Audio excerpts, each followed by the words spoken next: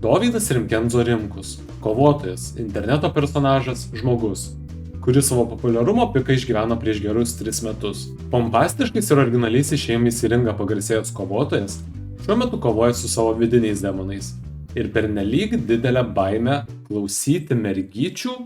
Palauk, ką jis rimtai tai pasakė? Pradeda merginos klausyt, o kai pradedi merginos klausyt, nu tai tu ir ten... Tu čia žinomas, tai tu čia merginom atrašinėjai, tu čia padėkojai už tai, o čia palaikinai, nu tai... Aš jim, o jūs ne, jūs klausot, mažytė, ką jums pasako, jūs, blėt, net piniso nesugebat atnešti moteriai. Kol dar nespėjote atsiskirti su savo mergytėm, paklausykime, ką Rimkenzo turėjo daugiau pasakyti šią temą. Na žinot, tiesiog double checkinam. Kartais man būna net ir mamai kažką negražaus pasakau, po to labai man gėdavo. Pavyzdžiui, susipykau prieš kovą su mama, nes bliamba suvalgiau iš jos šaldytuvo saldainių ir aš ją kaltinau dėl to. Aha, tai va kaip čia yra. Man atrodo, supratau. Viskas, ko reikia, tai tiesiog neklausyti mergyčių, nevalgyti saldainių ir klausyti, ką sako mama. Viskas skamba ganėtinai paprastai.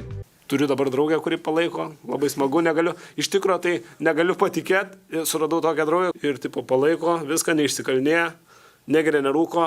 Wow, čia irgi Dievo dovana. Ai, man jau trūksta žodžių. Nesupratau matematikos, nesuprasiu Rimkenzo.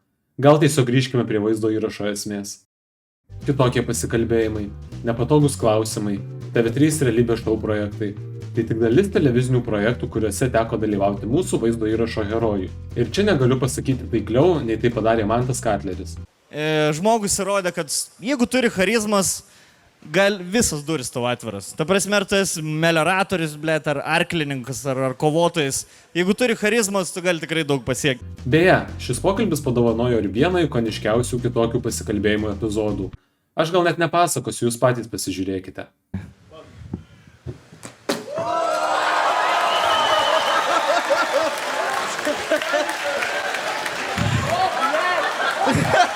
Manau, jau turim galimą scenarijų, kaip galėjo atrodyti Lietuvos krepšinio rinktinės išgertuvės Puerto Rike. Praėjusiame mano vaizdo įraše radome galimą alkoholinių gėrimų tiekėją. Na, o dabar išsiaiškinome, kaip galėjo dužti tas nelemtas televizorius. Kas nežinote, apie ką aš kalbu, kviečiu pasižiūrėti mano paskutinį vaizdo įrašą apie Alex Show, į kurį nuorodą paliksiu šio vaizdo įrašo aprašyme. Teatrališki ir tikrą šou primenantys išėjimai į ringą.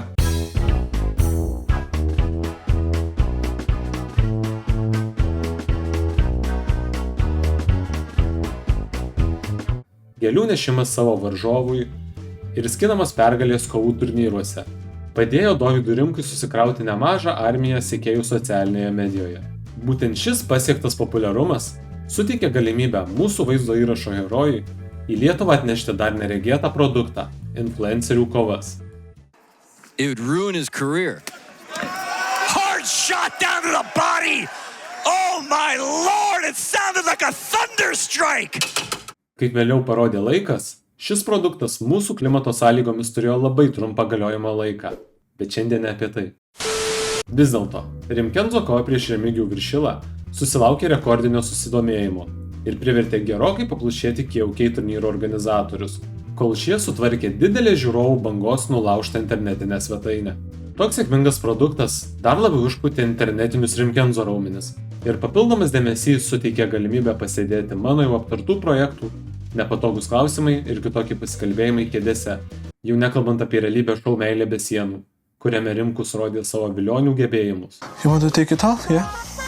No. Oh, not on cameras, yeah, okay. Bet kaip mus anksčiau jau yra išmokęs Gintaras Pociūnas. Ne, tai jeigu, žinai, nekyla, ne viskas, kas ryte pakyla yra. Na gerai, gal ir ne visai į temą, bet kažkaip juk turiu reklamuoti savo kanalą. Todėl, jeigu jums patinka mano kuriamas turinys, Stipriai rekomenduoju paspausti mygtuką prenumeruoti ir taip prisidėti prie mano dar didesnės motyvacijos kurti. Ačiū. Gerai, kur mes čia baigiame? Ai taip, skambus išėjimai, kova prieš viršilą ir didėjantis populiarumas. Visgi, kaip jau norėjau pasakyti anksčiau, visi keliai turi duobių, be kurių neapsiėjo ir Dovydo Rimkaus kelionė. Po ypatingai stiprios ir sėkmingos karjeros pradžios laukė pralaimėjimas Ivanui. Ne šitam Ivanui. O dabar jau geriau. Ir čia dar neblogiausias faktas. Daug blogesnė naujiena yra ta, kad Ivanas yra kilęs iš pačios didžiausios mūsų žemyno subinės – Rusijos. No, God! No, God, please, no! No! Šis pralaimėjimas stipriai pakenkė Rimkaus emociniai sveikatai, po kurio iš naujo atrasti save jis nusprendė Tailande. Kelionės Tailande, kurioje bandau kovoti su emociniu valgymu, su depresija, per naujo įžiebti viduje savo kovotojo dvasią. Susigrąžinęs pasitikėjimą savo jėgomis, Rimkenzo nusprendė grįžti į Lietuvą ir čia suremti pirštinės su mums kitu puikiai pažįstamu kovotoju, Džiunglių liūtu, Dominyku Dirkščiu. Ne. Už šį papildomą pavadinimą Džiunglių liūtų man sumokėta nebuvo. Bet juk life is good, God is good. Hey, God bless, man, thank you. Ši kova, nors ir sulaukė nemažai susidomėjimo, bet į Rimkenzo kovų sąskaitą įrašė dar vieną pralaimėjimą. O dabar jau galime pamatyti ir bendrai paveikslą, kurį nutapyti mums padėjo Rimkenzo sudalyvavimas Tap geresniu podcast'e. Pokalbėje su Artur Svan jis palietė problemas su savo ego, emocinį valgymą ir kaip patirti sunkumai prisidėjo prie naujos jo asmenybės formavimo. Šis dviejų vyrų pokalbis pasirodė 2023 m. lapkričio mėnesį. Ir per metus laiko Dovydas Rimkus sugebėjo pakeisti komentatorių nuomonę apie save iš tokios į tokią. Na bet žinot, juk čia tik anoniminiai komentatoriai. Visada bus tų, kam tu patinki ir kas tavęs nemėgsta.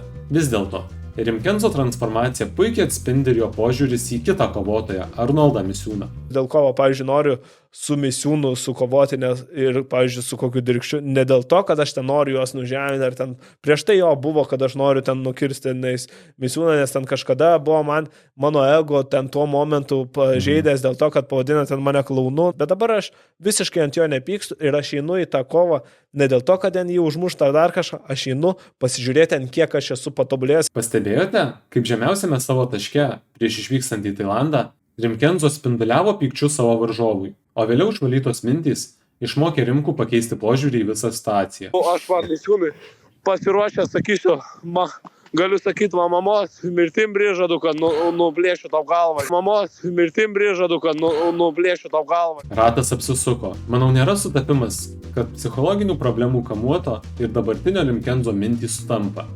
Akivaizdu, kad čia kažkas slypi, bet kas? Taip, vienas iš faktorių gali būti pralaimėjimai ringe, kuriuos šiuo metu Dovydas Rimkus renka taip dažnai kaip ir pergalės. Bet žinote ką? Aš manau, kad čia turi būti kažkas giliau. Kažkas tokio akivaizdaus, apie ką mes net nesusimastome. Kažkas, apie ką net pats Rimkus norėtų mums pasakyti. Aš Rim, o jūs ne! Jūs klausot! Mažytė, ką jums pasako! Jūs, blėt, net piniso nesugebat atnešti moteriai! Sakau, šiandien atsikėliau ryte ir sakau, ten stories, kaip jisai įkėlė mane, ten parašė 0-2, čia karma, dviveidis.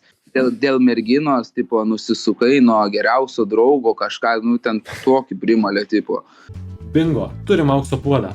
Aš taip ir galvau, kad tas mistinis pyktis ant mažytės turi kažkokią gilesnę potekstę. Pasirodo, viskas galiausiai atsiremė į tai, kad buvęs Rimkenzo geriausias draugas, kitas kovotojas, Vitas Karosas, susirado merginą ir išsikraustė gyventi į kitą miestą, ko pasekoje skiria mažiau laiko savo draugams.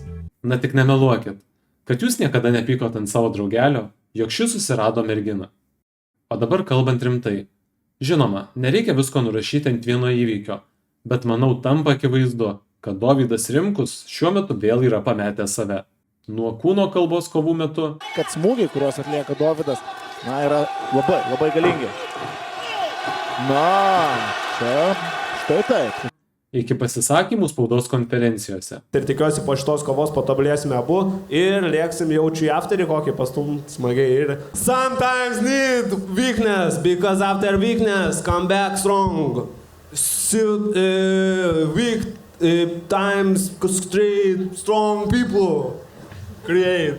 Suprantu, jog dabar galite pulti man rašyti, jog tai yra tik šou elementas, kurį lygiai taip pat atlieka Dominykas Drikstys. Bet kas tikrai sekate jų tėmiai spaudos konferencijas, galite pastebėti, su kokiu pasiruošimu ateina Dominykas ir kaip vientisų žodžių kratinius mėto Rimkus, siekdamas suriekti bet ką, kas galėtų įžeisti jo varžovą ir taip daryti jo vadinamą šou. Kodėl vapšė tavo vaikai panašus į Drikstį iš viso? Atsakyk man šitą klausimą.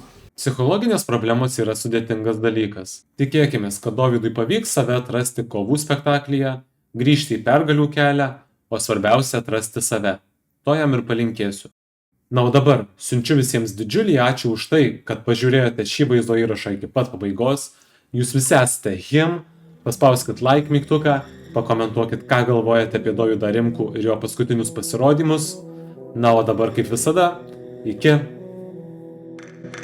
Tu pasistiebk, jei nori pamatyti dangų. Tu kambarį kitam tėvai vis vieną neaplanko. Gatvėj tave lenkiu lanku, man laikas brangu. Per daug akių tuščių pastrigę grotose be langių. Užtektinai tau pasistengiu, nuogus aprengiu, rūbais tavo popjenkiu.